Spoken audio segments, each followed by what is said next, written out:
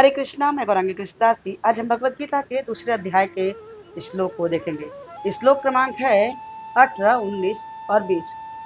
18 number श्लोक।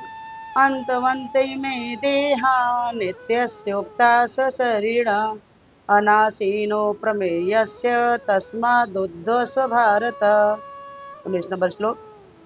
यमेनौ वेत्ति हन्तारै यच्चैनं मन्यते हतम् उभौ तौ विजाति नीतो नायं हन्ति न हन्यते। 20 नंबर श्लोक। न जायते म्रियते वा कदाचिन् नायं भूत्वा भविता वा न भूयः अजो नित्यः शाश्वतोऽयं पुराणो न हन्यते हन्यमाने शरीरे। 18 नंबर श्लोक में कहते हैं, अविनाशो अप्रेम्यस तथा शाश्वत जीव के भौतिक शरीर का अंत अवश्य भावी है, अतः ये भरतवंशी युद्ध करो। कृष्णा अर्जुन को बार बार ये समझा रहे हैं कि आप युद्ध करो, आप युद्ध करो। क्योंकि युद्ध करना इसलिए जरूरी है क्योंकि उनके साथ अन्याय हुआ है, उनकी पत्नी के संग भी गलत हुआ है।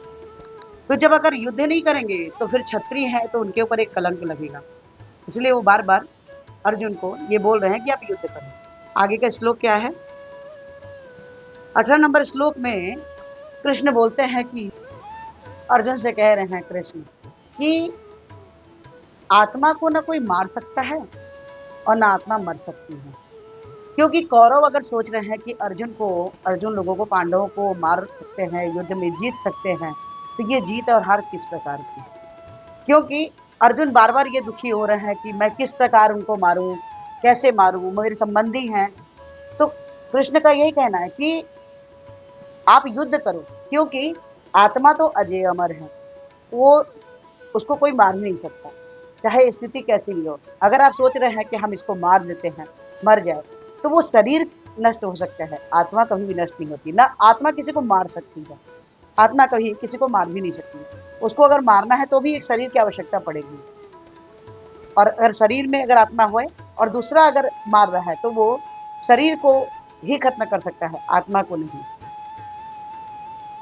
क्योंकि ना तो कौरव अर्जुन का वध कर सकते हैं, ना अर्जुन की सेना ही कौरव का वध कर सकती है। वो तो सिर्फ उनके किए हुए कर्म के हिसाब से उन्हें अर्जुन फल देने के लिए बोल रहे हैं। 20 नंबर श्लोक में कृष्ण ये बोल रहे हैं कि आप मारो, आप उन लोगों को मारो। ऐसा क्यों बोल रहे हैं? क्योंकि उन्होंने गलती की है तो उन्हें सजा तो मिलना ही चाहिए। युद्ध करने के लिए कृष्ण बार बार बोल रहे हैं। बोल क्यों रहे हैं? बोल रहे हैं इसलिए हैं क्योंकि उनके संग गलत हुआ है। अन्याय करना तो गलत है, अन्याय सहना भी गलत है, और आत्मा को कोई मार नहीं सकता। अर्जुन को बार बार ये बात इसलिए अर्जुन को श्री कृष्ण बता रहे हैं क्योंकि अर्जुन इतने शोकाकुल हैं, इतने ज्यादा शोक में है कि मैं अपने भाई बंधुओं को किस प्रकार मारूं, कैसे मार सकता हूँ। लेकिन श्री कृष्ण का यहाँ कहना यह है, जैसे पहले भी मैंने कहा है कि गाड़ी, अगर हम गाड़ी लेते हैं, एक गाड़ी अगर हम लेते हैं, चलाते हैं, और अगर वो गाड़ी का एक्सीडेंट हो जाए या टूट फूट जाए,